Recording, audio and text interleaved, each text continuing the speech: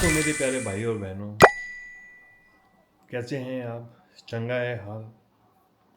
अच्छा ही होना चाहिए। आशा करता हूँ आप सब अच्छे रहें, चंगे रहें और मस्त रहें। ज़िंदगी जीना है तो मस्ती में जीना है, चाहे दुख हो चाहे सुख हो। अंदाज़ा आपको लग गया होगा, आचार्य प्रशांत जी को सुनने बैठा हूँ मैं अभी। चाहे दुख हो चाहे सुख हो,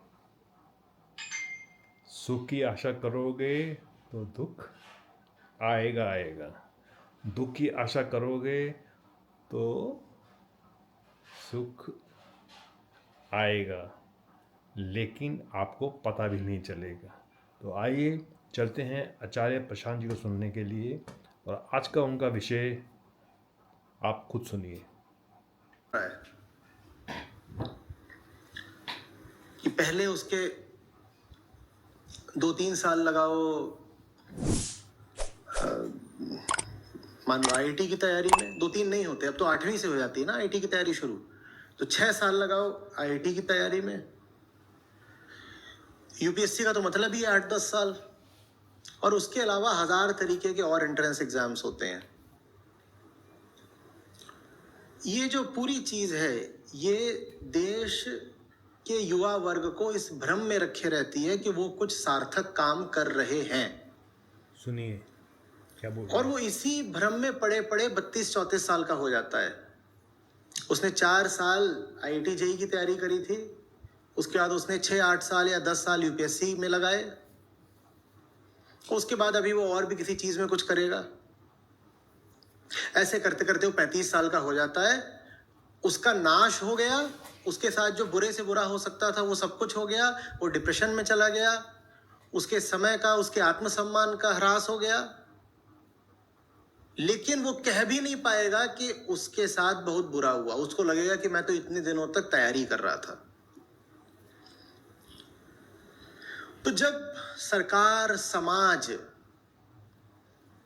और पूरी व्यवस्था रोजगार दे पाने में अक्षम हो जाती है, तब ये जो पूरा एडटेक वाला कार्यक्रम है, ये फलता फूलता है। ये एडटेक वाला कार्यक्रम फलता फूलता है, और जो कोचिंग सेंटर में पढ़ाने वाले लोग होते हैं वो सुपरस्टार बन जाते हैं। उनको हीरो की तरह फिर देखा जाता है। वो तुम्हें हर जगह दिखाई देंगे, यहां तक कि वो राजनीति में भी प्रवेश लेना शुरू कर देते हैं, क्योंकि भाई आपकी अब इतनी प्रसिद्धि, पॉपुलैरिटी हो गई है कि लोग जानने लगे हैं आप राजनीति में आ सकते हैं।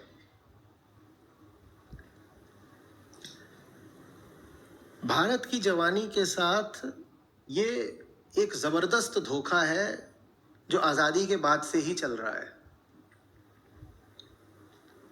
यूपीएससी में 1000 से कम सीटें, 700-800, और 10-15 लाख लोग हैं जो उसमें लगे होते हैं किसी भी समय।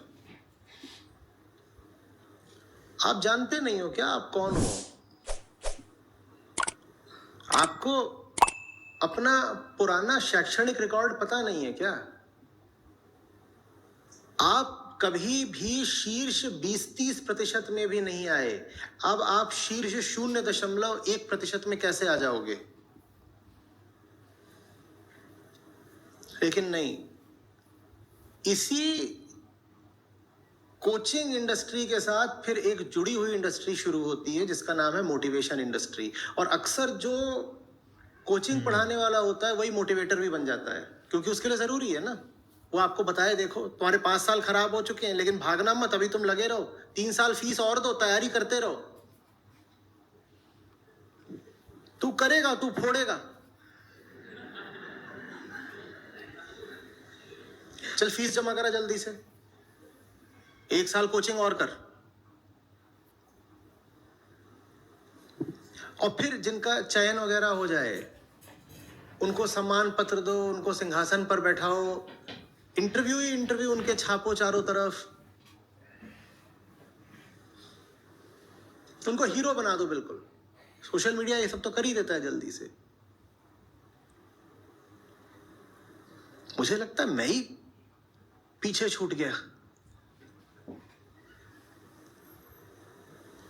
3 ऑल इंडिया एग्जाम होते हैं, तीनों में से कोई एक पास कर ले तो हो जाता है कि बढ़िया बंदा है। मैंने तीनों पास करे और कैट को तो सीधे सीधे टॉप करा था ऑल इंडिया। मेरा तो कभी कोई इंटरव्यू ही नहीं छपा।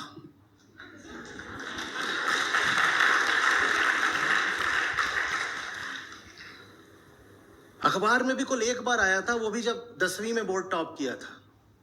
न जाने कैसे उन्होंने खबर छाप दी और फोटो डाल दी, उसके बाद से कभी कुछ आया ही नहीं। आज आपकी यूपीएससी में 400 भी रैंक आ जाती है तो पत्रकार भागे आएंगे, इंटरव्यू लेंगे, वो जाएगा यूट्यूब पर, उसके 6 मिलियन व्यूज हो जाएंगे और आप वहां पे बताओगे देखो मैं बताता हूं। अरे किसी से बैंक की भी परीक्षा, प्रवेश परीक्षा अगर उत्तीर्ण हो गई तो उसका पूरा जुलूस निकलता है। एक साधारण सा बैंक मैनेजर बनेगा भाई, उसमें कौन सी इतनी बड़ी बात हो गई? क्या बात है। और आईएएस आईपीएस भी इतनी कौन सी बड़ी बात हो गई कि तुम उसको राजा घोषित करे दे रहे हो? क्या बात है। इतना ही नहीं हुआ है, जो आईएएस आईपीएस बन जाते हैं वो बनने के बाद खुद सोशल मीडिया इन्फ्लुएंसर बन जाते हैं। वो ज्ञान दे रहे होते हैं, वो सुबह सुबह अपनी अपनी कोटेशंस डालते हैं जो कि महाघटिया होती हैं।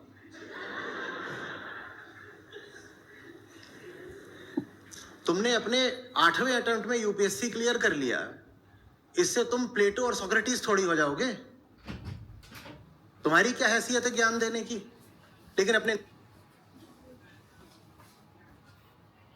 लो जी, नाश्ता आ गया मेरा। तो आज हम खा रहे हैं मेथी का परोठा।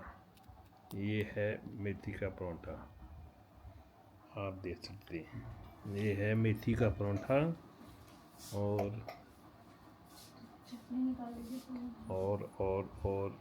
और ये है चटनी आ गई। ये मेथी का परोठा। तो चलिए परोठा भी खाते हैं और साथ साथ आचार्य प्रशांत जी को भी सुनते हैं। चलिए।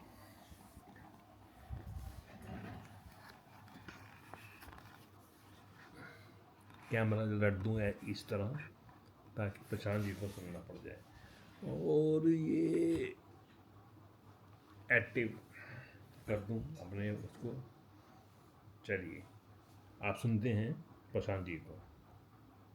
अपने नाम के साथ कुछ लिखेंगे, कुछ भी नाम अपना, उसके आगे बड़ा बड़ा लिखेंगे आईपीएस, और उसमें एक वो नीला निशान लगा होगा क्योंकि आईपीएस हो, और वहां नीचे फिर ज्ञान की गंगा बह रही होगी। और उसको सब लाइक करने वाले और व्यू करने वाले भी कौन होंगे? यूपीएससी एस्पिरेंट्स, जो अपने आप को यूपीएससी एस्पिरेंट भी नहीं बोलते, बोलते हम यूपीएससी के स्टूडेंट हैं। हमें समझ में नहीं आया, ये तो एंट्रेंस एग्जाम है। यूपीएससी स्टूडेंट क्या चीज होती है? इससे कौन सी डिग्री मिलती है? यूपीएससी स्टूडेंट क्या होता है? लेकिन स्टूडेंट बोल करके खुद को बेवकूफ बनाना आसान हो जाता है कि जैसे आप मान लो एमबीबीएस के स्टूडेंट हो तो उसमें 5-6 साल लगता है, तो वैसे ही बोलो यूपीएससी के स्टूडेंट है, इसमें 7-8 साल लगता है।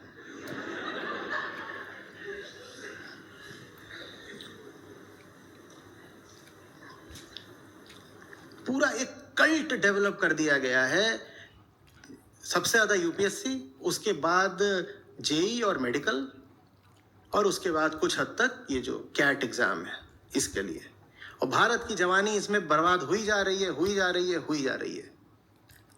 एक आदमी के जो सबसे उत्पादक प्रोडक्टिव साल होते हैं उसको वो लगा रहा है क्या करने में? जिया सराय और कठवड़िया सराय की धूल फांकने में। ये वो जगह है जहां वो मुखर्जी नगर, जहां पे सब यूपीएससी वाले बैठे होते हैं। बिहार की मिट्टी जवान होती है और आके मुखर्जी नगर में बैठ जाती है।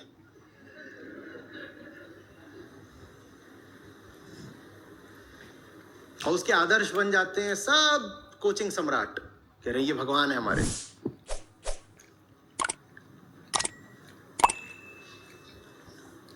ये चल क्या रहा है? क्या चाहते हो? मैं बताऊं क्या चल रहा है? चल ये रहा है कि सरकारी विभागों में, सरकारी पदों पर जितना तुम काम नहीं करते हो उसकी अपेक्षा कहीं ज्यादा तनख्वाह हो गई है। एक के बाद एक पे कमीशन आए हैं, और जितनी तनख्वाह इस वक्त एक सरकारी कर्मचारी को मिलती है उतनी उसे कहीं से नहीं मिलनी चाहिए थी। दवाई खा लेंगी। और सर तनख्वाह के अलावा डीए वगैरह तो होता ही है। आपके पास एक सरकारी नौकरी है तो उसमें जो आपका आउटपुट बाय इनपुट रेशियो है वो किसी भी और नौकरी से या काम से कहीं ज़्यादा है। आपको बहुत कम काम करना पड़ता है और उसके एवज में आपको बहुत अधिक पैसे और सहूलतें मिल जाती हैं, और भारत की सारी जवानी उसी पे मरी जा रही है। वही चाहिए, वही चाहिए। कि पूछो, तुम जाएगा बात करो, बोलेंगे क्यों लगे हुए 7 साल से? बोलते अरे 7 ही साल तो लगाए हैं, इसके बाद 40 साल कुछ नहीं करना पड़ेगा। तो 7 साल की मेहनत करके अगर 40 साल का आराम मिल जाए तो बुराई क्या है?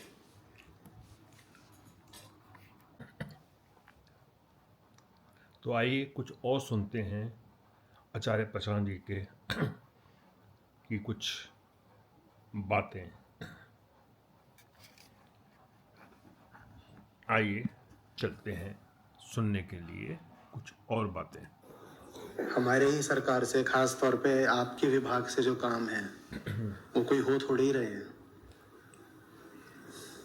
एकदम सीधी सीधी चीज होगी, सालों से चढ़कर बैठे हुए हैं उस पे, काम नहीं करके दे रहे।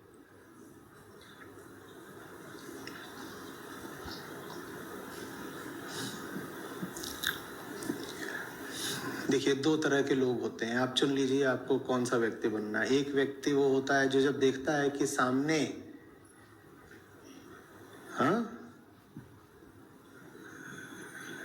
शोषण करने वालों का समूह है तो कहता है कि मैं भी उसी का हिस्सा बन जाता हूं ना, उसका हिस्सा बन जाऊंगा तो लूट में मुझे भी भागीदारी मिलेगी। एक वो व्यक्ति होता है। और दूसरा व्यक्ति होता है जो कहता है सामने ये लुटेरों का दल है, मैं इनका हिस्सा नहीं बनूंगा, मुझे इनकी लूट में साझेदारी नहीं चाहिए, मैं इस दल को बिल्कुल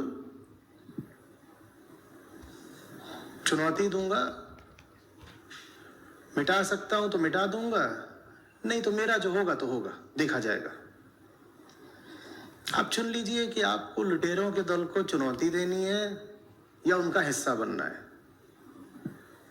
जो भीतर का स्वार्थी जानवर है वो तो यही बोलेगा कि अरे काहे को झंझट में पड़ना, तुम भी उन्हीं का हिस्सा बन जाओ ना।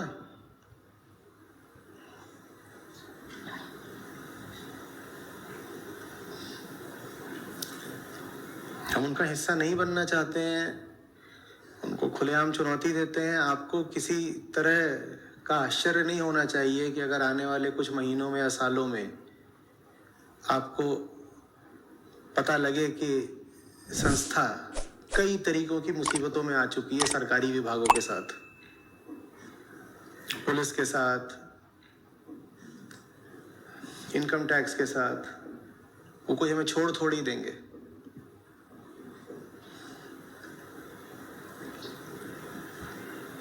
होम मिनिस्ट्री है, सीबीआई है, बहुत कुछ है। जो उनके साथ नहीं है वो उनके खिलाफ है।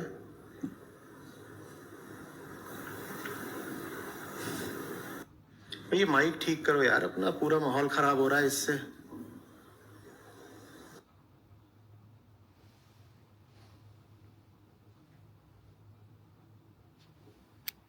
दूसरे व्यक्ति के बीच की नहीं है बात, सर्वप्रथम आपके और आपके बीच की है। जो इंसान अंदर से ही उलझा हुआ है वो बाहर सुलझे हुए संबंध कैसे बना लेगा? ये मुश्किल कर दिया आपने। पर हम चाहते यही है कि हमारी दुनियादारी, हमारे सामाजिक रिश्ते नाते, हमारी रिश्तेदारी बढ़िया चलती रहे, और भीतर घोर अंधेरा, बड़ा अज्ञान है, कैसे चल पाएगा? भीतर उलझे हो, बाहर तुम्हारे कैसे साफ सुथरे और बढ़िया स्वस्थ संबंध बनेंगे? कैसे? तो समाज शास्त्र के आधार में अध्यात्म को होना चाहिए, लेकिन जो लोग सामाजिक क्षेत्रों में कार्यरत होते हैं वो भी बस मैं और तुम की भाषा बोलना शुरू कर देते हैं। पहले मैं और मैं की भाषा बोलना सीखो। मैं और मैं माने 2 मैं होते हैं। कौन से 2 मैं होते हैं? एक अहम और एक आत्मा। पहले मैं और मैं की भाषा सीखनी पड़ेगी। अगर मैं को समझ लिया तो तुम के साथ सारा खेल एकदम आसान हो जाता है, लेकिन पहले मैं को समझना पड़ता है।